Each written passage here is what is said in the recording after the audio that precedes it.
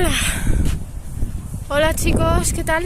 Mirad, hoy he decidido grabar fuera y enseñaros que de vez en cuando hay que hacer deporte, ¿vale? No os voy a engañar, es la primera vez que salgo a correr desde hace tiempo. Pero es que yo me he comprado una elíptica, ¿vale?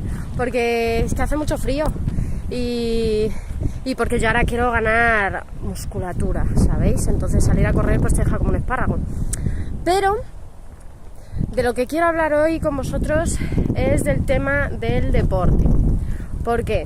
A ver, todos los dietistas normales, todos los profesionales siempre dicen hay que hacer deporte, 30 minutos al día, oblígate, hazlo, cógelo como costumbre, tal y cual. Bueno, pues mi consejo atípico de hoy es que el deporte no puede ser un sustituto, ¿vale?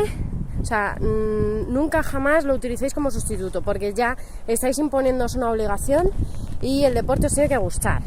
Entonces buscar lo que queráis. Yo soy de hacer ejercicio solita, yo salir a correr, mi deporte en casa, mis fondos, mis abdominales, yo solita, tranquila con mi música. ¿Que a vosotros os gusta el deporte en equipo? Pues estupendo, buscaros amigos o gente, apuntaros a un equipo de lo que sea y practicar vuestro deporte. ¿Por qué digo que no hay que hacerlo como sustituto del tema de comer? Pues mirar, mi experiencia personal, yo cuando empecé a hacer deporte me puse además súper motivada a hacer danza africana, danza contemporánea cuando estudié teatro, porque yo estudié teatro hace ya mucho tiempo y cine y tal, y era una crack. Hacía deporte todos los días, salía a correr todos los días y demás. ¿Y qué pasó? Pues que hubo un momento en que me cargué las rodillas. Cosas de la edad o cosas de la exigencia, pero pues mis rodillas se murieron.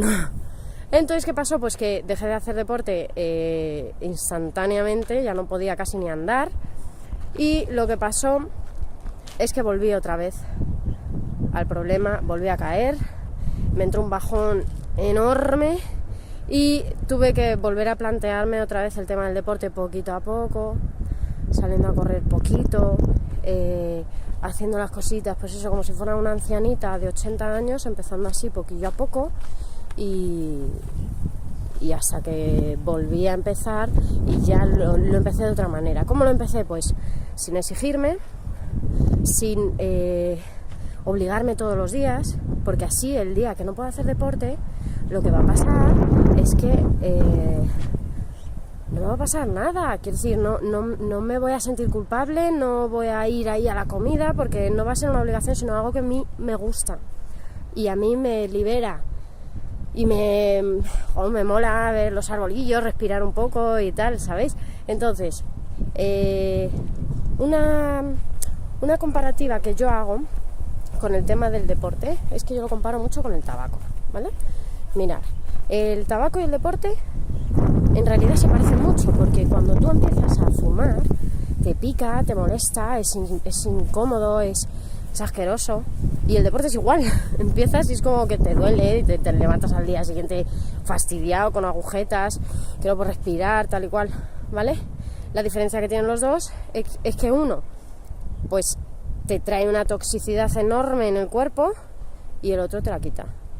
Entonces es muy sano, muy bueno, y además es que te quitas toda la rabia, te quitas toda la tontería del cuerpo, ¿vale? Así que, chicos, os recomiendo que busquéis algo que os guste, que os motive, que os mole, que disfrutéis y que lo hagáis siempre que queráis, y que ya veréis como el deporte solito os va a ir enganchando. Y entonces ya no será cuando queráis, sino siempre que puedas, siempre que busques un hueco, siempre vas a querer ahí salir a correr, salir a bailar, salir a jugar al fútbol, a lo que sea, ¿sabes? O aunque sea perseguir a tu sobrino, que ya tienes o aquel. Yo he hecho carreras con mi sobrino y joder, porque tengo que ganar, ¿sabes? Pero me cuesta lo mío. Así que nada, chicos, este ha sido el vídeo de hoy y voy a seguir corriendo un ratito a ver qué tal será. Besitos.